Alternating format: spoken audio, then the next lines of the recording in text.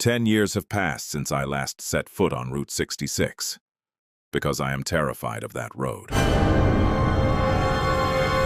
The Signal on Route 66, Part 1. My name is Ethan Brooks. I've been driving long-haul trucks for 12 years. I've survived blizzards in Colorado, dust storms in Arizona, and more highway accidents than I care to remember. But none of that prepared me for what happened on the night of October 17th. If you've never driven across Route 66 after midnight, it's hard to explain the loneliness. During the day, you'll pass tourists, old diners, abandoned gas stations, and the occasional souvenir shop clinging to memories of a better time.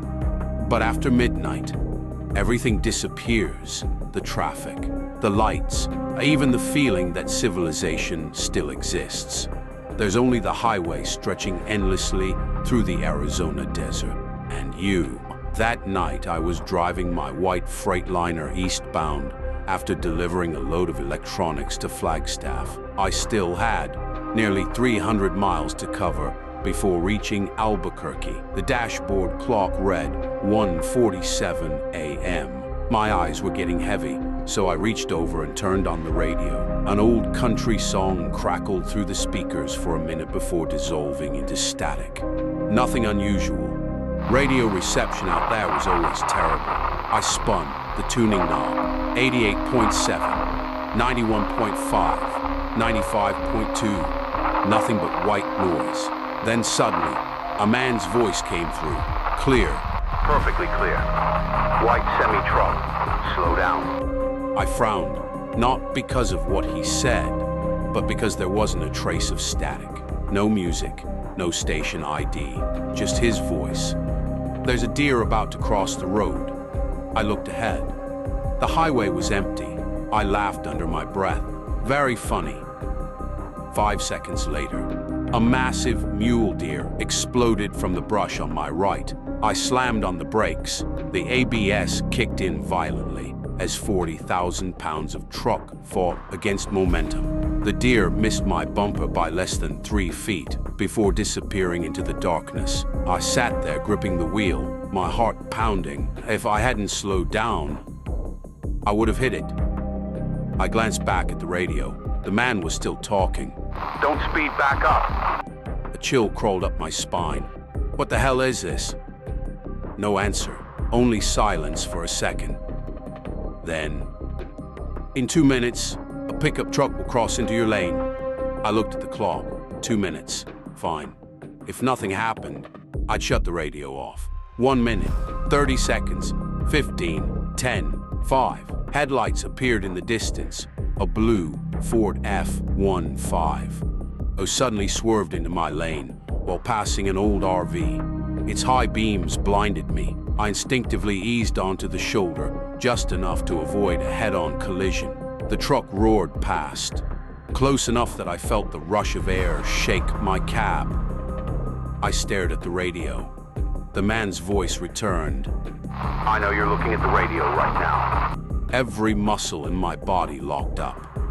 Don't be afraid. I'm trying to keep you alive. I swallowed hard. This wasn't some late-night radio show. He was talking to me directly. I grabbed the CB microphone. Who is this? No response. Instead, the voice calmly said, Don't use the CB. They can hear you. I frowned. They. Before I could ask, every light ahead of me vanished. Not faded, vanished. The highway disappeared into absolute darkness. Even the reflective lane markers were gone. For one terrifying second, I thought I'd gone blind. Then they appeared. One pair at first, then another, then 10 more. Dozens of glowing red lights slowly opened in the darkness ahead. Not headlights, not taillights. Eyes, watching me, waiting. My fingers tightened around the steering wheel until my knuckles turned white. The glowing red eyes ahead didn't move. They simply hovered in the darkness. There were dozens of them, maybe hundreds. I blinked several times, hoping exhaustion was playing tricks on me. It wasn't. The eyes remained exactly where they were. My Freightliner continued rolling down the highway at nearly 50 miles per hour. Then the voice came back. Ethan, don't look at them for too long. My heart skipped a beat. For the first time, he said my name. "How do you know my name?" I asked. Silence, just a few long seconds. Then he answered in the same calm, emotionless tone. Because I am you. I let out a nervous laugh. "Yeah, nice try." I know you don't believe me. I didn't believe it either. A cold trickle of sweat ran down the back of my neck. My name is Ethan Brooks. I'm 36 years old. I was born on March 14th. I have an 8-centimeter scar on my left knee from falling off my bike when I was 12. Every word hit me like a punch. No one knew about that scar, except my family. The voice continued. And inside the right pocket of your jacket, there's a wedding ring. My hand instinctively touched the pocket. The ring. Emily's ring. I hadn't worn it since she died 2 years ago. I couldn't bring myself to throw it away, so I carried it with me everywhere. "Who are you?" I whispered. The answer came immediately. I'm you. Just from the other side. Before I could ask what that meant, the radio erupted into violent static. When the voice returned, it sounded urgent. Get ready. 3, 2, 1. Something enormous shot across the highway. It wasn't a deer. It wasn't a person. It was far too large. A black silhouette, humanoid but impossibly tall, at least 12 feet high. It crossed in front of my truck in less than a second, before disappearing into the desert. I jerked the wheel. The Freightliner slid onto the shoulder. The tires screamed against the asphalt before I managed to regain control. What the hell was that? I asked the same question. The voice replied, sounding strangely sympathetic. Don't try to see them clearly. The longer you look, the more they notice you. A wave of cold washed over me. I glanced at the dashboard clock. 2:03 a.m. The second hand wasn't moving. I frowned. Still 2:03. I grabbed my phone. Same time. The seconds weren't advancing. What happened to time? We crossed into the overlap. The overlap? A place where two timelines exist in the same space. I shook my head. I don't understand. You will.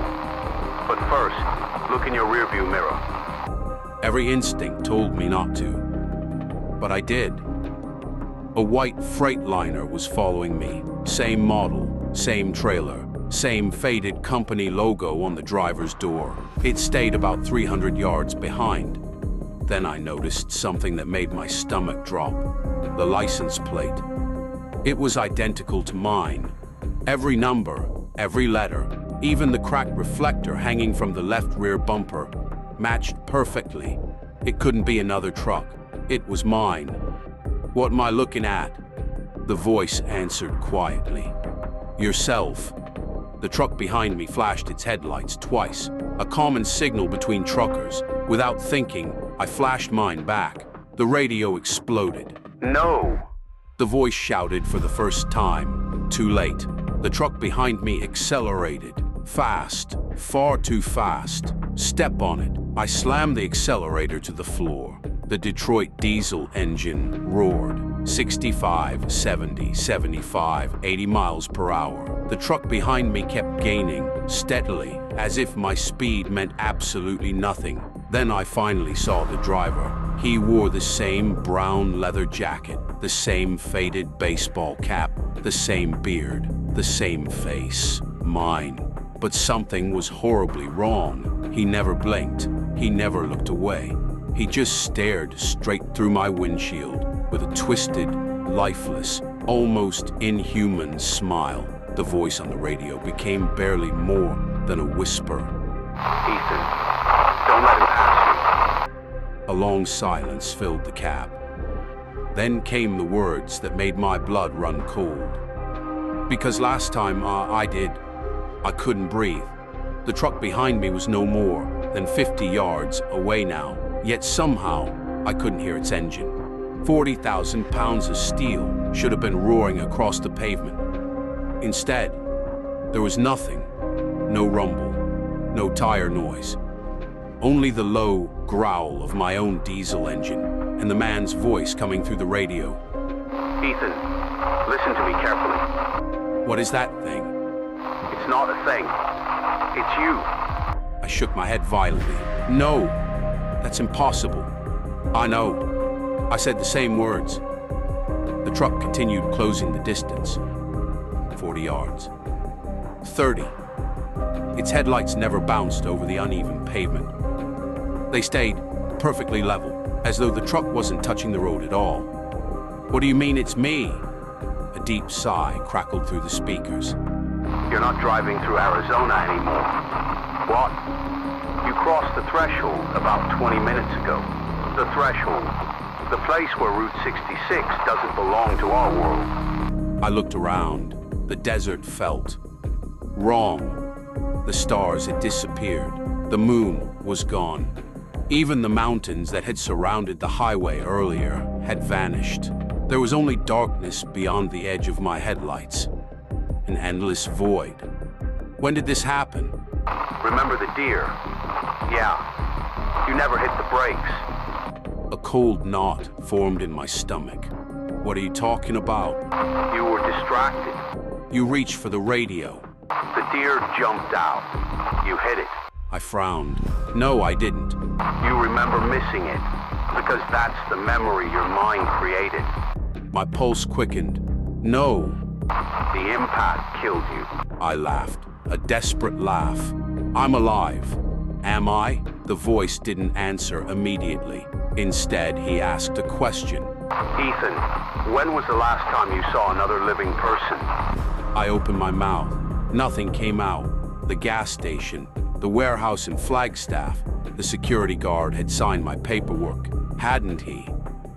I tried to picture his face. I couldn't. The waitress who poured my coffee earlier that evening, what color was her hair? I couldn't remember. The more I searched my memory, the more it felt like trying to grab smoke. You've been alone since the accident. No, the world you're seeing isn't yours anymore. The truck behind me drew closer, 20 yards. Its windshield reflected my taillights like two empty black mirrors. Then, the driver smiled wider, much wider, far wider than any human mouth should. My stomach twisted. What does he want? The radio hissed. He wants to take your place. My place. Every traveler who enters the threshold leaves something behind. What? Themselves. I stared into the mirror again. The other Ethan raised one hand from the steering wheel. He waved, slowly, almost casually. Then he pointed ahead. I looked back at the road. The glowing red eyes were gone. In their place stood a road sign. I hadn't seen it before. Its reflective paint looked decades old. The letters were faded, but still readable. Welcome to mile 0 underneath. Someone had scratched another message by hand. Turn around while you still remember your name. A gust of wind slammed into the side of my truck. The trailer swayed violently. I fought to keep it straight. Ethan! The voice on the radio shouted. Don't read the signs. Why? Because they weren't written for you. Another sign flashed past.